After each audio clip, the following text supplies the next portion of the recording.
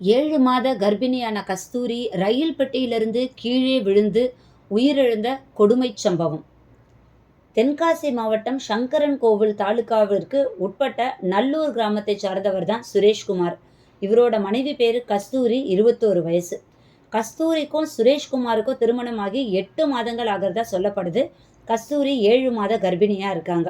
இப்படி இருக்கக்கூடிய சூழ்நிலையில கஸ்தூரிக்கு வளகாப்பு பண்ணலான்னு சுரேஷ்குமார் வீட்டை சார்ந்தவங்க முடிவு பண்றாங்க. கஸ்தூரியும் சுரேஷ்குமாரும் சென்னையில இருக்காங்க. நல்லூர் கிராமத்துல இருந்து கிட்டத்தட்ட ஒரு 11 பேர் சுரேஷ்குமாரோட வீட்டுக்கு வராங்க. வளகாப்புக்காக இவங்கள நல்லூர் கிராமத்துக்கு அழைச்சிட்டு போலான்னு முடிவெடுத்து.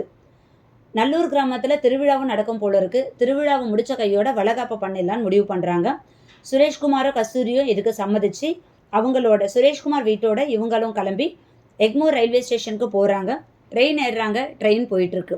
அப்படி இருக்கக்கூடிய சூழ்நிலையில கள்ளக்குறிச்சி மாவட்டத்தை ட்ரெயின் ரீச் ஆகுது. அங்க உளுந்தூர்பேட்டை அப்படின்னு சொல்லப்படக்கூடிய இடத்துல மாம்பாக்கம்னு ஒரு பிளேஸ் இருக்கு. அந்த இடத்துக்கு ட்ரெயின் வரும்போது கஸ்தூரிக்கு வாமிட் எடுக்கிற மாதிரி ஒரு ஃபீல் இருக்கு. அதனால அந்த ட்ரெயினோட கதவு கிட்ட வந்து நிற்கிறாங்க. கொஞ்சம் காத்தோட்டமா இருக்கும்னு வாமிட் எடுக்கிறதுக்கு முயற்சி பண்றாங்க. அந்த நேரத்தில் அவங்களுக்கு மயக்கமும் வந்ததா சொல்லப்படுது. ட்ரெயினுக்கு வெளியில வாந்தி எடுத்தலான்னு முயற்சி பண்றாங்க. அந்த நேரத்தில் மயக்கமும் வரவே கால் தவறி ட்ரெயின்ல இருந்து கீழே விழுந்துட்டு தான் சொல்லப்படுது.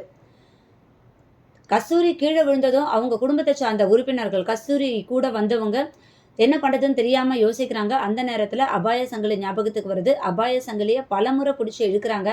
ஆனாலும் பிரயோஜனம் இல்லை. அந்த அபாய சங்கிலி வேலை செய்யலைன்னு சொல்லப்படுது. எப்படியோ பல போராட்டத்துக்கு அப்புறமா ஒரு வழியாக ட்ரெயினை தடுத்து நிறுத்திட்டாங்க. அப்படியே இருக்கக்கூடிய சூழ்நிலையில் இவங்க ட்ரெயினை விட்டு இறங்கி கஸ்தூரியை தேடுறாங்க. எவ்வளோ தேடியும் கஸ்தூரி அகப்படலை. கஸ்தூரியோட உடல் அவங்களுக்கு கிடைக்கவே இல்லை. கடைசியில் ரயில்வே போலீஸிடம் கஸ்தூரியை மீட்டு தருமாறு, கஸ்தூரியை கண்டுபிடிச்சு தருமாறு ஒரு கோரிக்கையை வைக்கிறாங்க. ரயில்வே போலீஸும் கஸ்தூரியை தேடுறாங்க. கிட்டத்தட்ட 3 மணி நேரமாக தேடுறாங்க. அதுக்கப்புறமா தான் கஸ்தூரியோட உடல் அங்கே கிடச்சிது. கஸ்தூரியோட உடல் மட்டும்தாங்க கிடச்சிது. உடலை அந்த பார்க்கக்கூடிய சூழ்நிலையில் உயிர் கஸ்தூரி கிட்ட இல்லை. கஸ்தூரியை விட்டு உயிர் பிரிந்து விட்டது. அந்த கஸ்தூரியோட உடலை பார்த்து அவங்க குடும்பத்தினர் கதறி அழுததை வார்த்தையால் சொல்ல முடியாது. அவரோட உடல் விருதாச்சலம் அரசு மருத்துவமனைக்கு உடற்கூறு ஆய்வுக்காக அனுப்பப்பட்டது. இதில் கொடுமையான விஷயம் என்னன்னா, போனது ஒரு உயிர் இல்லைங்க.